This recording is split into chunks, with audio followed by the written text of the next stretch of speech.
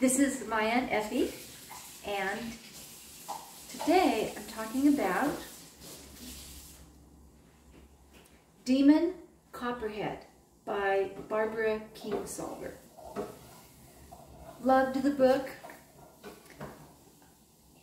In this particular book, Barbara Kingsolver takes us to Appalachia. It's coal country after all of the coal jobs are done. It starts out in the early 1980s, and just like Barbara Kingsolver always does, we end up being transported into the world, into the lives, and actually feeling like you're living there and experiencing it. That's how it always is for me when I read her books. I'm there the whole time, and this was the same thing. This is the time when painkillers were up and coming, and Cole County got inundated with painkillers. It caused a lot of havoc, it caused a lot of pain, caused a lot of death in that area, and this is really addressed beautifully in this book. There are other additions, of course. She lets us have a view of what the hopelessness some folks experienced, the feeling of uselessness, and the neglect that people experienced when the coal mines were finished and nothing else came in.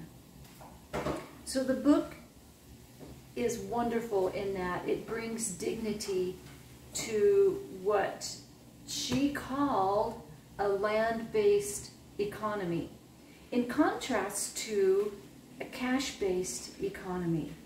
I thought it was a beautiful way to compare those two worlds with one another, and it shows how harmful it is when people make fun of folks from Appalachia, ridiculing them, acting like they're stupid, acting like they're uneducated, acting like they're inbred, taking a small sliver of people and then putting that onto the whole community or onto their whole culture.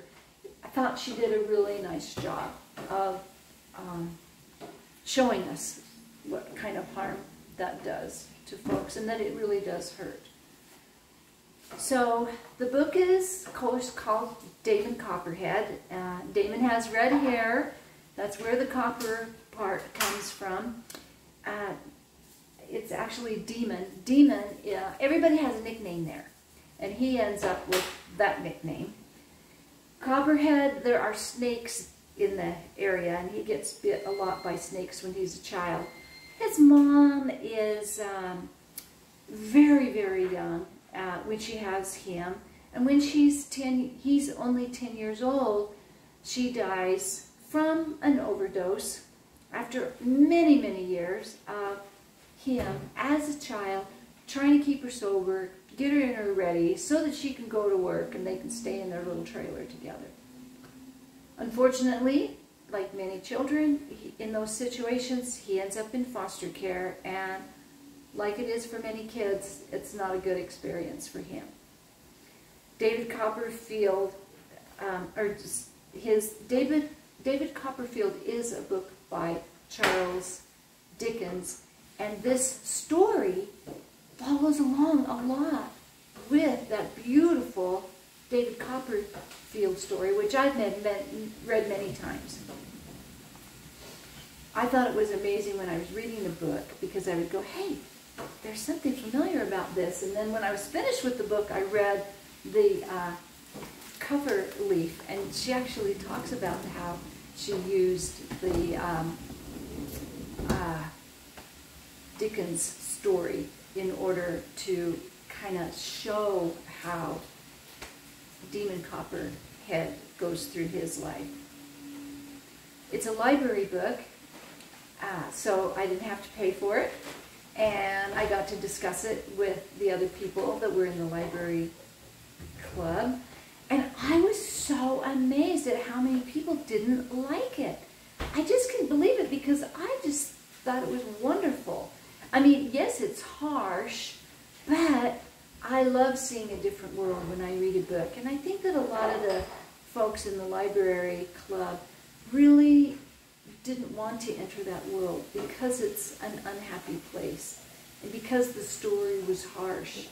That I felt like it was a real story and one that needed to be told, and some of the folks in the group didn't want to hear that story. They just wanted to hear a nice story. Well, that's okay, and there are plenty of books that are about like that are about nice stories. This one is a very harsh story.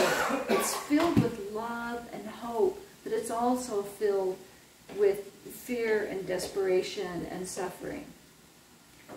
So, yeah, I would recommend the book for anybody who doesn't mind a dose of reality. And I would say, yeah, read it. And this is my Aunt Effie saying goodbye for now.